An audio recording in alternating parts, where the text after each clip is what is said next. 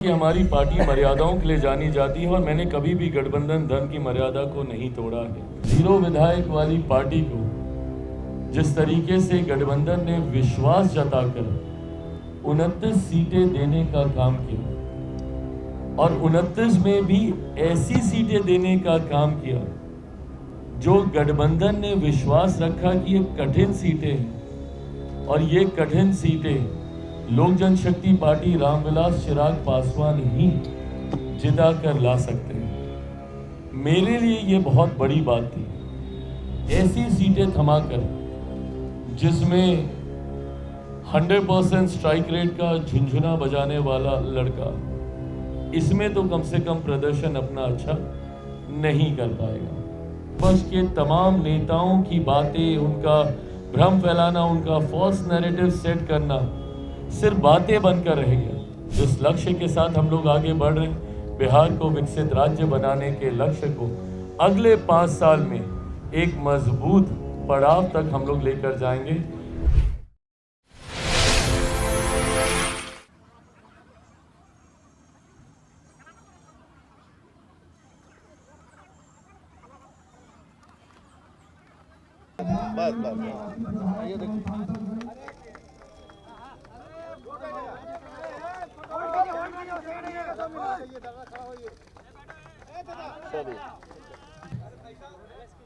आज पहले पार्टी के लिए ये बहुत गौरव का दिन है। बिहार विधानसभा के चुनाव के उपरांत लोक जनशक्ति पार्टी रामविलास में नवनिर्वाचित 19 विधायक आए हैं जीत करके। लोगों के आशीर्वाद से एक सांसदों वाली लगातार पार्टी के कार्यकर्ताओं के साथ में दिन रात मेहनत करते हुए जब बिहार विधानसभा का चुनाव हुआ तो हमारे 19 प्रत्याशी विधायक बनकर के लौटे हैं। मैं पार्टी की तरफ से हार्दिक अभिनंदन करता हूं और अपने प्रभारी श्री अरुण भारती जी का भी अभिनंदन करता हूं। ये पार्टी, इससे पहले मैं आपको लेकर के चलता हूं, 19 विधायक यहाँ, उसके पहले हमारे प्रभारी श्री अरुण भारती जी को झारखंड का प्रभार मिला। श्री राजेश वर्मा जी भी वहां पे सब प्रभारी के रूप में रहे। एक सीट मिली हमारी पार्टी को, जो आप लोगों के सहयोग से और बिहार के लोगों के और देश के आशीर्वाद से स्थापित किया है। मैं उसके लिए पार्टी के तरफ से अपने राष्ट्रीय अध्यक्ष जी का भी अभिनंदन करता हूं। आज नवनिर्वाचित विधायकों की बैठक मित्रों पार्टी के कार्यालय में हुई। मेरे पहले से प्रदेश अध्यक्ष रहे आदरणीय श्री राजू तिवारी जी को विधायक दल का नेता चुना गया है। पार्टी के तरफ से उनका हार्दिक अभिनंदन और पासवान जी से आग्रह करूंगा कि आप लोगों से रूबरू हो करके और आप लोगों को अपनी बातों को रखें। धन्यवाद। इस प्रेस वार्ता में उपस्थित होने के लिए मैं मीडिया से जुड़े हुए मेरे तमाम पत्रकार साथी भाइयों का मैं स्वागत करता हूं। क्षमा चाहूँगा कि 1-2 बार आज प्रेस वार्ता का ये समय बदला गया। कुछ ऐसे कार्यक्रम जुड़े जो पूर्व निर्धारित नहीं थे। सुबह मुख्यमंत्री जी से मुलाकात का समय हुआ। लोक जनशक्ति पार्टी रामविलास का प्रतिनिधिमंडल मुख्यमंत्री जी से मुलाकात कर उनको विधिवत तौर पर जिस तरीके से उनके नेतृत्व में एनडीए गठबंधन ने चुनाव लड़ने का काम किया, उसके लिए हम सब ने मिलकर उनको बधाई दी। एक बधाई कल मैं उनको फ़ोन के माध्यम से पहले ही दे चुका था, पर आज विधिवत तरीके से मिलकर न सिर्फ उनको हम लोगों ने बधाई देने का काम किया, बल्कि आने वाले दिनों में क्या रूपरेखा सरकार की गठबंधन की रहेगी उस पर भी हम लोगों ने चर्चा करने का काम किया। आज जब यहाँ आप सबके सामने आपसे रूबरू हो रहा हूँ और एक ऐसे कार्यालय में जिस कार्यालय से मेरे नेता, मेरे पिता आदरणीय रामविलास पासवान जी की पुरानी यादें जुड़ी हुई हैं, आज मुझे इस बात की खुशी है, इस बात का गर्व है कि आज कहीं ना कहीं हमारी पार्टी ने अपनी मेहनत, अपने परिश्रम से, कार्यकर्ताओं के मेहनत परिश्रम से आज पार्टी ने अपने आप को उस मुकाम तक लेकर जाने का काम किया जो सोच मेरे नेता आदरणीय रामविलास पासवान जी की रही। सन 2000 में जब से पार्टी का गठन हुआ तब से लेकर अभी तक ये दूसरा पार्टी का सबसे बेहतरीन प्रदर्शन रहा। पहला प्रदर्शन 2005 में जब बिना किसी गठबंधन में मेरे नेता ने चुनाव लड़ने का काम किया, 29 विधायक जीते, पर परिस्थितियों वर्ष उस वक्त सरकार नहीं बनी और जिस तरीके से दोबारा चुनाव होने पर पार्टी का प्रदर्शन 2005 नवंबर में जब चुनाव हुए तो उस तरीके का नहीं रहा जो पहले फरवरी में हुए चुनाव में रहा था। और तब से निरंतरता में पार्टी ने कई संघर्ष के दौर देखे। 2009-2010 का एक ऐसा दौर आया जब 2009 लोकसभा में मेरे नेता आदरणीय रामविलास पासवान जी खुद भी उस वक्त वो चुनाव नहीं जीत पाए थे। वो एक कठिन समय ज़रूर पार्टी का था, पर उन्होंने हार नहीं मानी और 2014 में एक शानदार वापसी, उन 5 सालों में जिस तरीके से उनका संघर्ष रहा, एक शानदार वापसी उन्होंने करने का काम किया। इतिहास कहते हैं कि अपने आप को दोहराता है। लगभग 2020 के आसपास पुनः मेरे सामने ऐसी ही परिस्थिति आई जहां पार्टी की समाप्ति की भी घोषणा कई दलों के द्वारा कई अलग अलग मंचों पर कर दी गई थी। 2020 में पार्टी का प्रदर्शन अपेक्षा के अनुरूप नहीं रहा और उसके बाद 2021 में जिन उतार चढ़ाव से पार्टी और मैं खुद व्यक्तिगत तौर पर गुजरा, कहीं ना कहीं 2022 आते आते तक ये मान लिया गया था कि लोक जनशक्ति पार्टी और चिराग पासवान समाप्त है। पर मेरी रगों में भी मेरे नेता, मेरे पिता आदरणीय रामविलास पासवान जी का खून है। 2009 के बाद ना उन्होंने हार मानी थी और संघर्ष कर पार्टी को ऊंचाइयों तक वो लेकर गए थे। उन्हीं का खून मेरी रगों में है। 2020 में जब प्रदर्शन हम लोगों की अपेक्षा के अनुकूल नहीं रहा, मैंने भी उन्हीं से ही सीख लेते हुए पार्टी को नई ऊंचाइयों तक लेकर जाऊंगा, ये संकल्प लिया। 2024 में गठबंधन ने अपना विश्वास जताते हुए एक सांसद वाली पार्टी को 5 लोकसभा की सीटें दी लड़ने के लिए और 5 की 5 हम लोग जीते।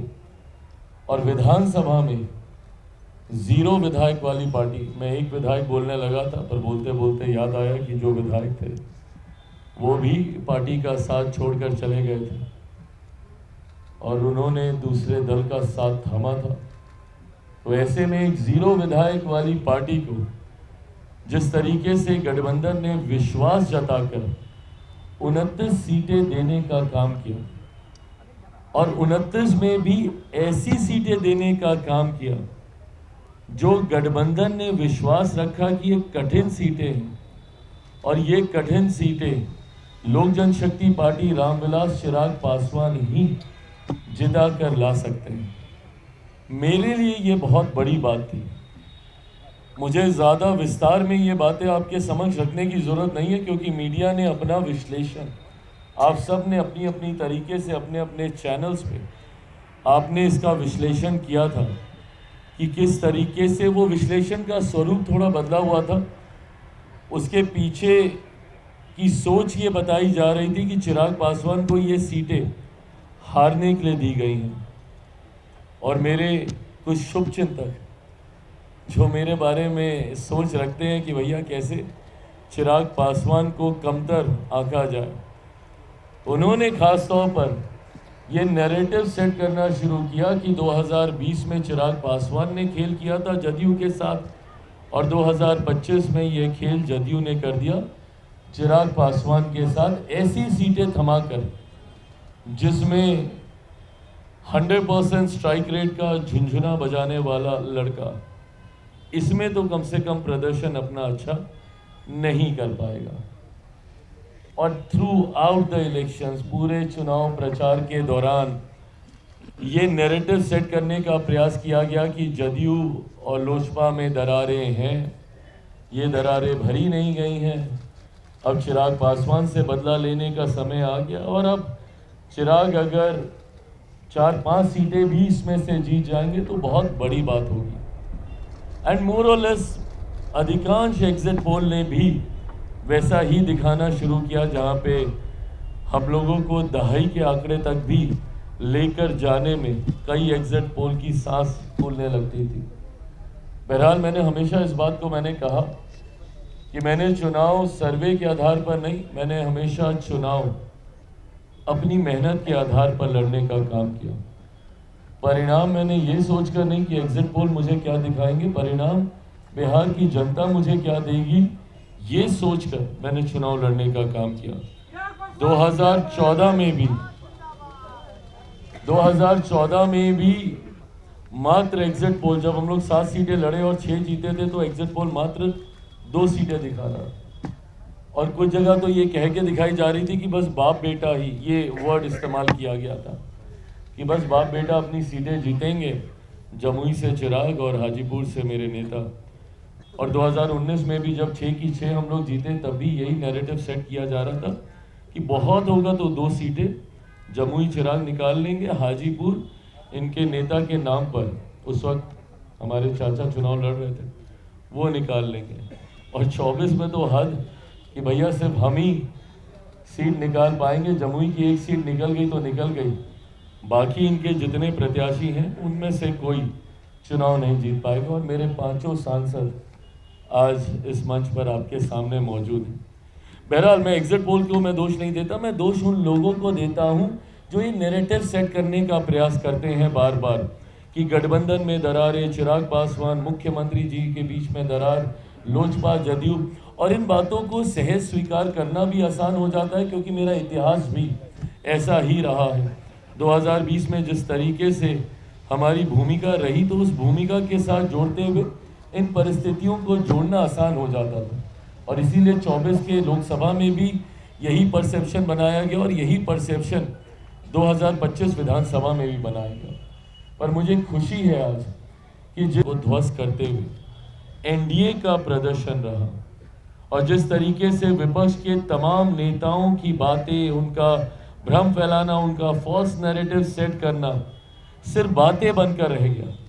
और जो बातें मैंने निरंतरता में कही थी, राजनीति का विद्यार्थी हूँ, बीइंग स्टूडेंट ऑफ पॉलिटिक्स, मैं भी अध्ययन करता हूँ, पढ़ता रहता हूँ, निरंतरता में सेफोलॉजिस्ट नहीं हूँ, बट आंकड़ों को पढ़ता हूँ, आंकड़ों पे काम करता हूँ, और इसीलिए मेरा विश्वास हर बार गहराता है कि भैया इतना तो हम जीतेंगे ही जीतेंगे। और वो विश्वास जो मैं आप लोगों से संवाद के दौरान भी रखता हूँ, वो आता ही इन बातों को लेकर है क्योंकि मैंने उन आंकड़ों पे काम किया होता है।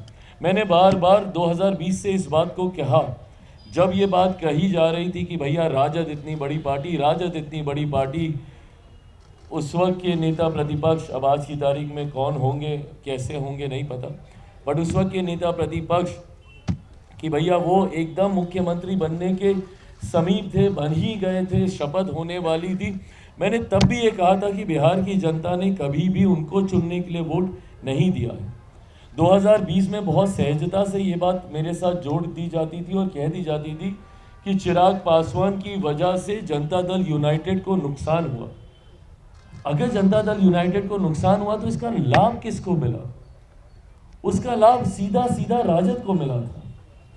राजद को भी उस वक्त बड़ी पार्टी चुनने का जनादेश नहीं था क्योंकि उस वक्त एक डिवाइडेड एनडीए था। इसका लाभ परिस्थितिवश राजद को मिल गया था। बट उन आंकड़ों को देखकर, इतने विधायकों को देखकर, जिस तरीके से राजद अपने पुराने स्वरूप में, अहंकार में आ गया था, उस वक्त मैं बार बार ये कह रहा था कि ये अहंकार ही इनके पतन का कारण बनेगा, क्योंकि ये कभी समझ ही नहीं पाए कि एक बटे हुए एनडीए का लाभ आपको मिला है, जनता ने आपको नहीं स्वीकारा है। और आज वही चीज प्रमाणित हुई है। यही परिणाम 2020 में आते, और जनता दल और राष्ट्रीय जनता दल की अगर मैं बात करूं तो ये तो 2005 से 2010 से समाप्त है। ये पार्टी 2010 में जिस तरीके से एनडीए को प्रचंड बहुमत, एक ऐतिहासिक बहुमत मिला था, उसी वक्त राजद को अस्वीकार कर दिया गया था और ये अस्वीकार 2005 में भी हो गया था। तो एक बार जो 90 के जंगल राज के बाद, उन 15 सालों के शासन के बाद जनता ने राजद को अस्वीकार करने का काम किया। बिहार की जनता ने कभी उन्हें दोबारा स्वीकार नहीं किया। अब उसके बाद से परिस्थितियां बनती गई। 2010 में जनता ने एक स्पष्ट जनादेश दे दिया कि भैया राष्ट्रीय जनता दल जंगल राज वाला नेतृत्व तो हमें नहीं चाहिए। पर 2015 में परिस्थितिवश पुनः उन्हें मौका मिला। मुख्यमंत्री नीतीश कुमार जी के उनके साथ जाने की वजह से उन्हें लाभ हुआ और 2020 आते आते तक जिस तरीके से एनडीए में बिखरा हुआ, अगर 2015 का भी एनडीए वैसा ही रहता जैसे आज है तो भी इन लोगों के लिए खाता खोलना मुश्किल होता। 2020 में भी आज जैसे हम लोग हैं वैसे ही रहते तो इन लोगों के लिए दहाई का आंकड़ा पार करना मुश्किल होता।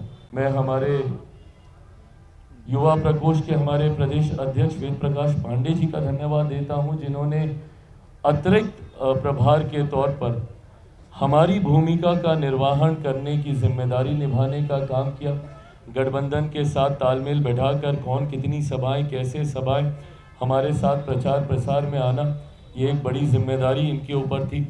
इसको बखूबी इन्होंने निभाने का काम किया। मैं हमारे तमाम नव निर्वाचित विधायकों का मैं विशेष तौर पे मैं धन्यवाद करता हूं, जिन्होंने, एक बार सब लोग अपने अपने स्थान पर खड़े हो जाएं। मैं तमाम विधायकों को, ऐसे में बेबी जी आप इधर आइए, संगीता जी आप भी इधर आइए, बीच में आइए, आप लोग आइए इधर साथ में, विनीता जी आप भी इधर आइए, बीच में आगे आ जाइए, हमारे ठीक पीछे आ जाइए। विधायक, इनको बधाई देते हुए बिहार फर्स्ट, बिहारी फर्स्ट को धरातल पर उतारने की बड़ी जिम्मेदारी इन सब के ऊपर है और उम्मीद ही नहीं पूरा विश्वास है कि लोक जनशक्ति पार्टी की मर्यादाओं को निभाते हुए, जहां पे विनम्रता, सभ्यता, मर्यादा का पालन करते हुए बिहार विधानसभा में जाकर मजबूती से अपने क्षेत्र की समस्या के समाधान के लिए आवाज़ उठाने का तमाम विधायक काम करेंगे, ये मेरा विश्वास है। आने वाले दिनों में विधायक दल के नेता के तौर पर एक बार फिर से के कार्यकाल के दौरान भी ये जिम्मेदारी इनके पास थी। इस बार एक बड़े विधायक दल का नेता बनने की जिम्मेदारी इनको मिली है। आने वाले दिनों में एक अहम भूमिका इनकी रहेगी। गठबंधन के साथ तालमेल कर गठबंधन के नेता के चुनाव से लेकर शपथ ग्रहण तक एक अहम भूमिका इन सब की रहेगी। पर मैं ये मानता हूँ कि लोक जनशक्ति पार्टी रामविलास का हर एक कार्यकर्ता अपनी जिम्मेदारी को उतनी ही ईमानदारी से निभाने का काम करेगा। जिस लक्ष्य के साथ हम लोग आगे बढ़ रहे हैं, बिहार को विकसित राज्य बनाने के लक्ष्य को अगले 5 साल में एक मजबूत पड़ाव तक हम लोग लेकर जाएंगे, ये विश्वास दिलाता हूँ। मैं मीडिया के तमाम पत्रकार साथियों का दिल से धन्यवाद करता हूँ। इस दौरान आप सब ने भी मेरी पार्टी का बहुत साथ दिया। आप सब ने कई बार समय मिला नहीं मिला, पर उसके बावजूद संपर्क साध कर सही जानकारी आपके दर्शकों तक पहुँचे, इस ईमानदार जिम्मेदारी को, और तभी आप सब लोकतंत्र का चौथा स्तंभ कहलाए जाते हैं, उस जिम्मेदारी को आप सब ने ईमानदारी से निभाने का काम किया। आप सब इस प्रेस वार्ता में आए, उसके लिए आप सबका बहुत बहुत धन्यवाद। जय हिंद, जय बिहार।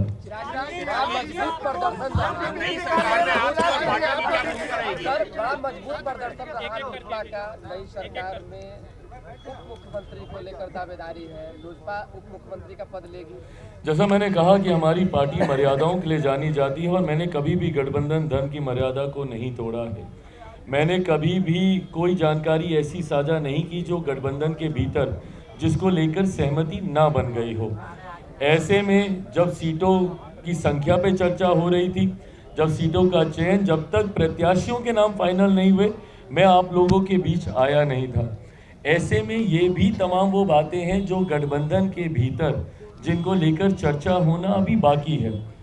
पार्टी से उप मुख्यमंत्री होंगे नहीं होंगे, मंत्री कौन होंगे, कितने होंगे, ये तमाम बातें अभी गठबंधन के भीतर चर्चा होनी बाकी हैं।